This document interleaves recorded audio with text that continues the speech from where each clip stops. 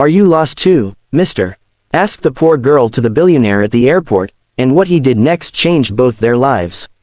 The man looked down from his phone, irritation already forming on his face.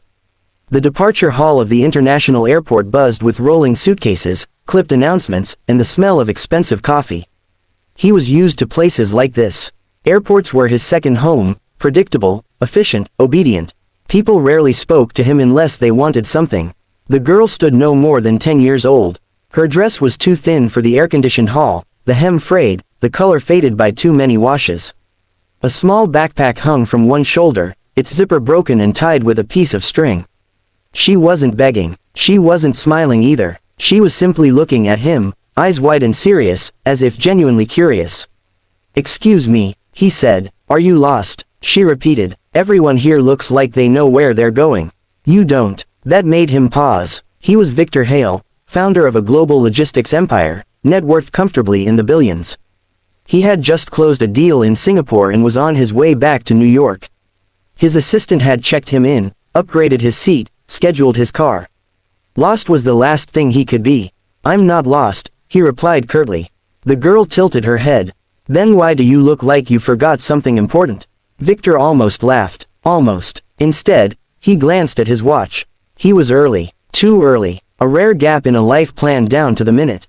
"Where are your parents?" he asked, more sharply than he intended. The girl shrugged. "My mom's working. I'm going to my aunt's." "I think." "You think?" She nodded. "I've never been on a plane before. They told me to wait here until someone calls my name." That set off an internal alarm.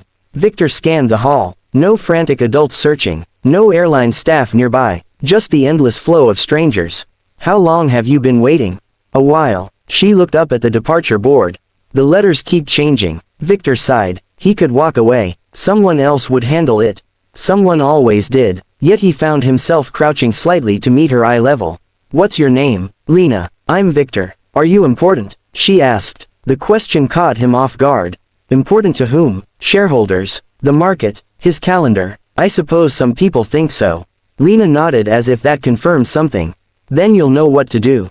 Before he could protest, an announcement crackled over the speakers. A flight attendant called Lena's name, mispronouncing it badly. "That's me," Lena said, suddenly nervous. Victor stood and flagged down the attendant. Within minutes, it became clear there had been a mistake. Lena had been checked in incorrectly. Her aunt was on a different flight, already boarding at another terminal. "It'll take time to fix," the attendant said apologetically. "We might have to rebook." Lena's face fell. "I don't have any money." Victor felt something tighten in his chest. "I'll take care of it," he said, surprising even himself. The attendant hesitated. "Sir, are you family?" "No," Victor replied, "but I'm responsible." It took an hour. Phone calls, forms, approvals. Victor missed his original boarding call. His assistant texted frantically. He ignored it. Lena sat beside him, swinging her feet, asking questions about airplanes and clouds and whether rich people ever got lonely. "Yes," he answered honestly. "More often than you'd think." When Lena was finally escorted toward her gate, she clutched Victor's hand. "Thank you for not being lost," she said. He watched her disappear down the jet bridge, then turned back toward the windows. For the first time in years, the airport didn't feel like a corridor between obligations. It felt like a crossroads. Victor rebooked his flight for the next morning. That night, alone in a hotel room overlooking the runway, he couldn't stop thinking about the girl's question. Important, lost, forgotten. By morning, he made a decision. Within weeks, Victor launched a foundation focused on unaccompanied and at-risk children in transit, airports, bus stations, border crossings. He funded training programs, partnered with airlines, built safe waiting areas staffed around the clock. Not as a publicity stunt, but quietly, deliberately. Months later, he received a handwritten letter. It was from Lena. She wrote about her aunt's house, about school, about how she wanted to learn important things so she could help people who were scared and alone. At the bottom, she added a line. "I think you found what you were looking for." Victor folded the letter carefully and placed it in his desk drawer, the only personal item in an office once defined by glass and steel. At airports now, he walked slower. He looked around. He noticed. He was no longer lost.